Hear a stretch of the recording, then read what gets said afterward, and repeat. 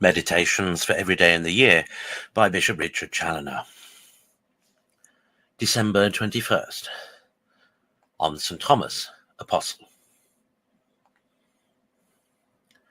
Consider first that in celebrating the festivals of the saints, we must principally have in view the glorifying of the God of the saints, and the giving him thanks for the wonders of his grace in them, and all that glory to which he has exalted them, and with which he has crowned them to all eternity.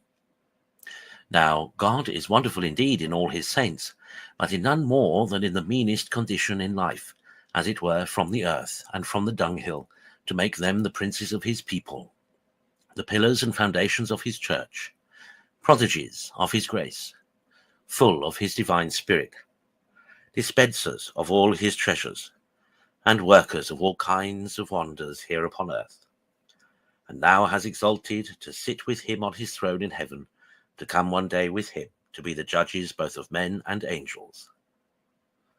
See then, Christians, what subjects we have to meditate upon on the festivals of the apostles, what motives we have to praise and glorify God for all he has done for them and through them for us all.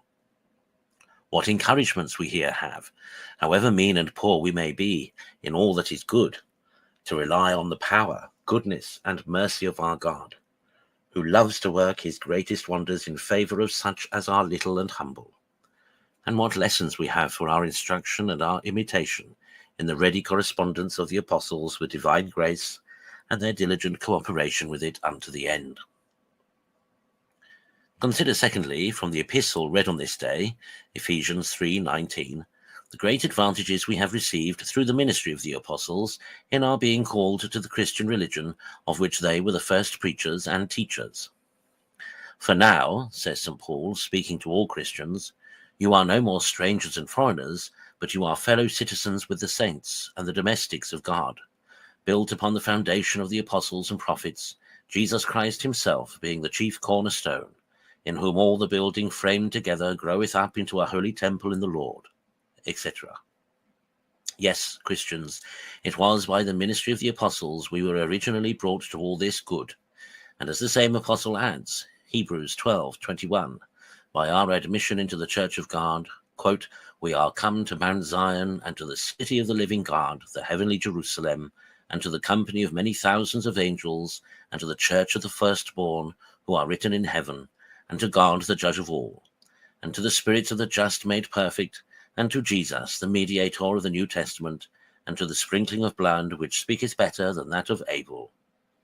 Close quote. Vis-a-vis, by crying to heaven for mercy and not for justice.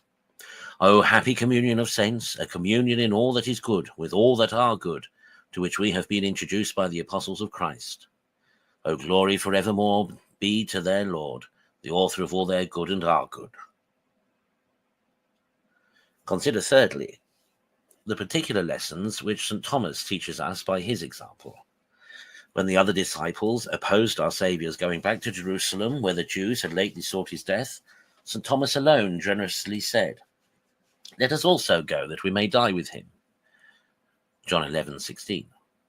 Such was his love for his master, and such his courage in his cause. Are we in the like dispositions? Are we willing to die with Christ, or for Christ, when we are frightened with every little difficulty or danger, and ever ready to turn our backs upon him, rather than to risk anything for him, or part with our own humour or satisfaction for the love of him? St. Thomas was slow of belief with regard to the resurrection of our Lord, till he was favoured both with the sight of him and the handling of his words, but then he yielded himself up immediately, and cries out with the most lively faith and ardent love, my Lord and my God. This lively faith and ardent love continued with him, ever growing and increasing, and carried him through all his apostolic labours among so many barbarous nations, to which he is said to have preached the gospel, and through all his sufferings, till by glorious martyrdom it brought him to his Lord, and eternally united him to him. Oh, that we had but some little share in this lively faith and ardent love! It would make all our labours and suffering easy to us, and bring us also to our Lord. Conclude, so to glorify God in this saint, as to encourage thyself also to walk in his footsteps by an imitation of his virtues, in hopes of sharing in his happiness.